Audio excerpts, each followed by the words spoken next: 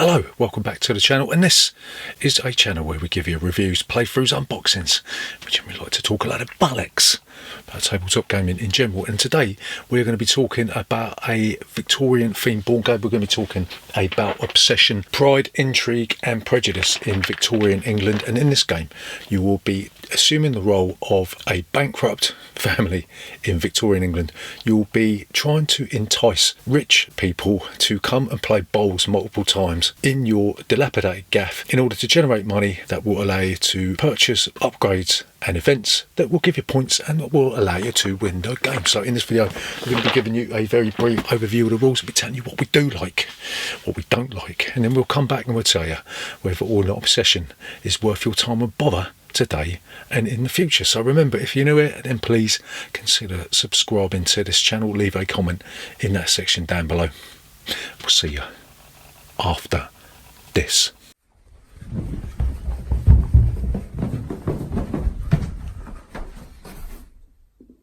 Bollocks. So, obsession. How do you play this game? So when you start obsession, everybody is going to take control of one of the 4 families in the core box. You're going to get an extra family in the upstairs downstairs expansion, and then there's a third expansion called the Wessex expansion, which gives you yet another family, right? So the second edition of this comes with a load of nice little boxes. You'll be putting all the components for each family into each box, right? So you're going to grab a player board, you're going to grab the box, open up the box, and you'll take out the 4 starting family members of your brood, right? You're going to have the head of the household, the bloke. You're going to have the lady of the house, and you're going to have 2 siblings, a male and a female sibling, right? You'll also place the reputation markers on a board in a top-down order. So you start on level 1 reputation. You'll place a barrel marker on reputation number 1, apart from one of the families who starts on reputation number 4, and this will keep track of your reputation that you will use when you are enticing these rich bastards into your house. You'll take all your starting servants and you'll put them in the available service box. You get your starting tiles and you place them in the relevant spaces underneath your player board, right? You'll also collect 2 random starter guests from the deck and you'll keep them in your hand hidden from the other players, right? So this game takes place over a number of rounds. If you're playing the standard version, it's going to be 15 rounds, right? You'll notice as well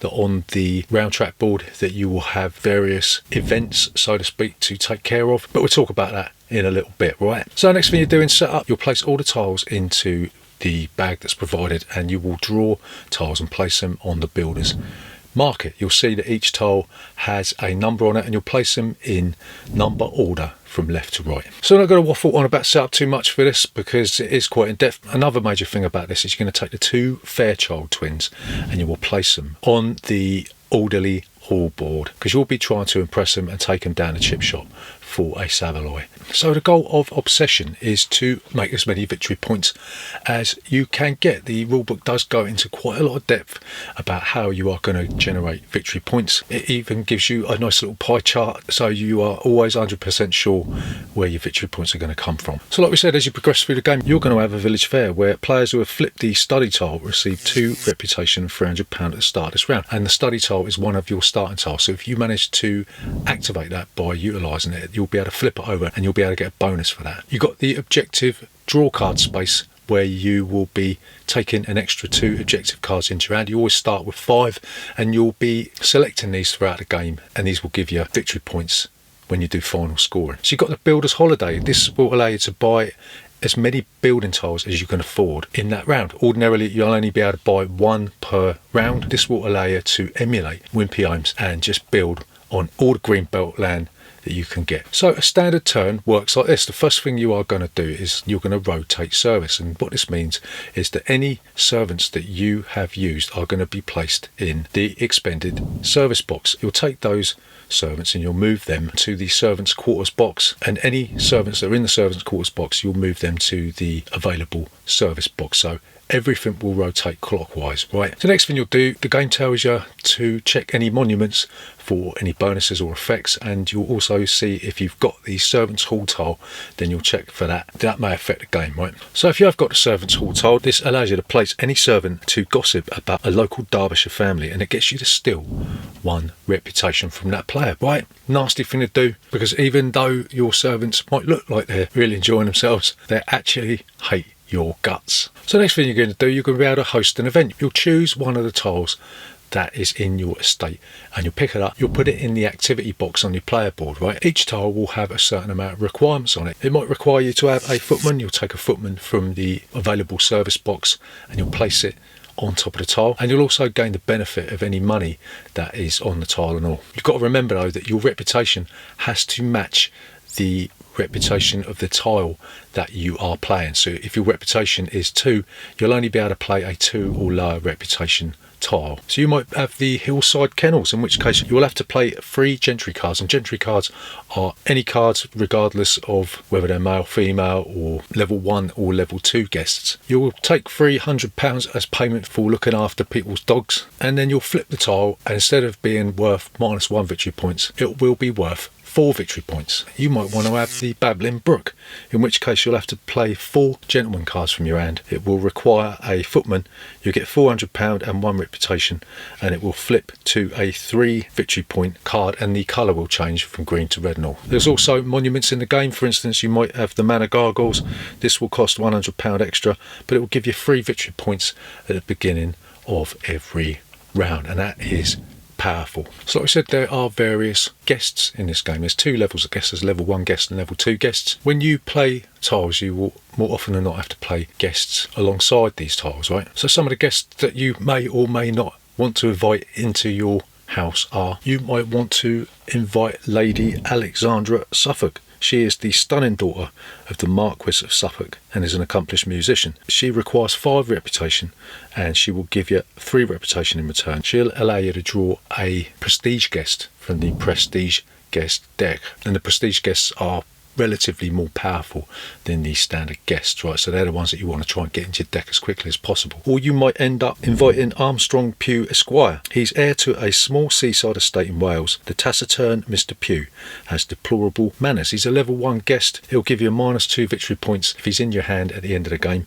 but he'll give you 200 quid off the bat, but he'll take a reputation off it, and he requires a valet in order to play him, and he does look like a nasty bit of work, doesn't he? So once you've invited your guests, you'll provide service. Like I've already said, you'll place the relevant type of servant on the tile or on the card if it requires one. The housekeeper can double up as a lady's maid if there are no ladies' maids available, and a footman can stand in for the valet if there are also none of those available. So next thing you'll do, you'll enjoy the favours. You will take the rewards or any benefits that you've got, like increasing your reputation or taking a load of money, and then you'll have the opportunity to buy 1 tile or as many tiles as you can afford if it's the builder's holiday. You look at the cost of the tile you want to buy, and you'll pay the amount in money to the bank. There might be a surcharge or a discount depending on what tile it is or any sort of servants that you're using, like the under butler will give you a -100 deduction, and then you'll refresh the builder's market by drawing tiles from the bag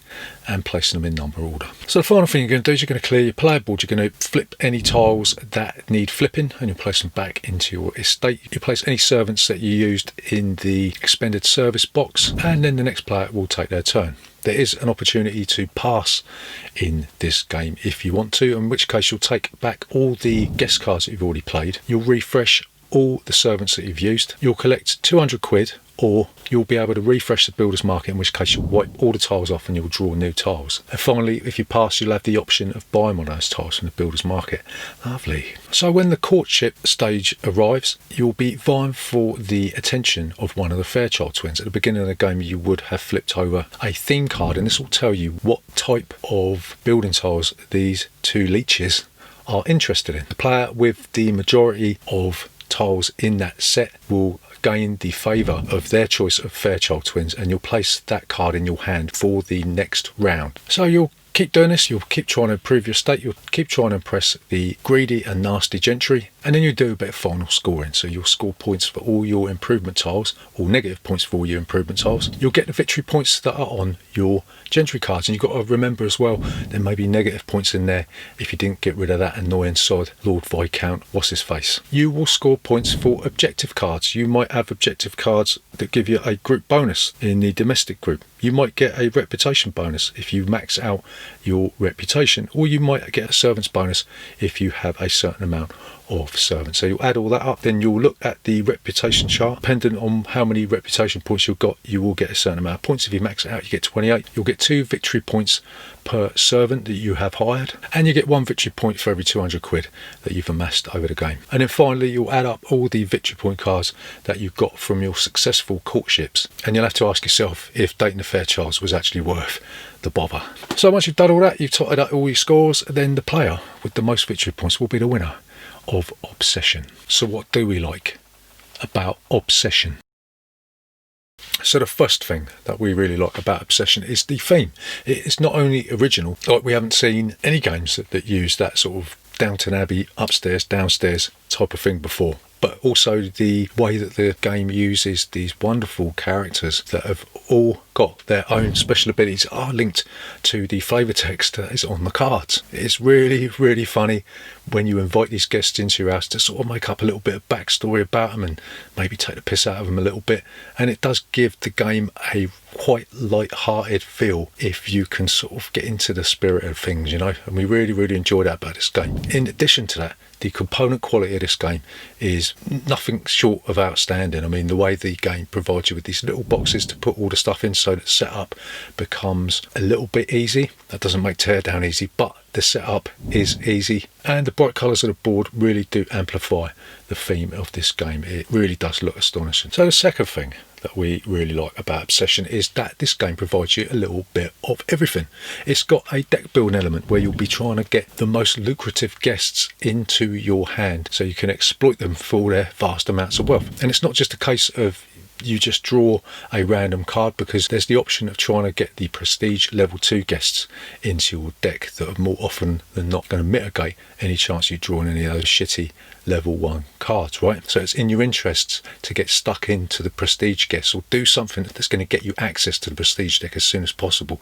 So yeah, it also reminds us a little bit of Suburbia, where you're using your player board as a way of enhancing your estate. Suburbia worked like this, we'd be placing tiles going outwards or maybe going downwards depending on the way you orient your player board. And it's also, albeit lightly, has a nod towards rondel games where you'll be moving your marker around the reputation rondel, right? So you'll be trying to do that as well. So the fact this game gives you a taste of a lot of games that you've played before make it familiar but also different at the same time. So the next thing that we really like about Obsession is there's always something to look forward to as the game progresses. Even when there's no special spaces on the board, you're still thinking about trying to get those characters into your hand, or maybe trying to get a really powerful building or monument or service tile into your estate. You not only got the village fair that's going to give you something to focus on, you're going to be thinking about the courtship, you're going to be thinking about whether or not to save some money for the builder's fair, you're going to be thinking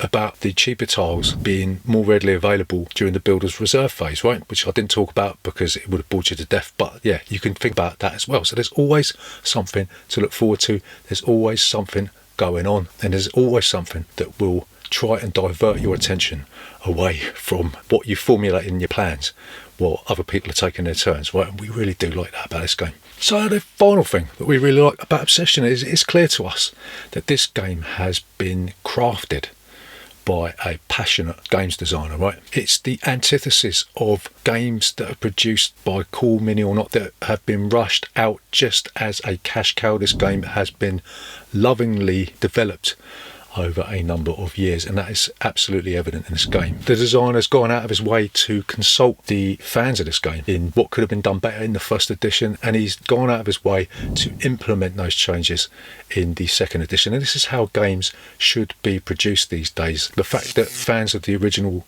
first edition actually had a direct input into this game has, no doubt about it, improved the quality of this game immeasurably. And we really do admire designers when they try and embrace the criticisms that fans have of their work, right? So what don't we like about Obsession?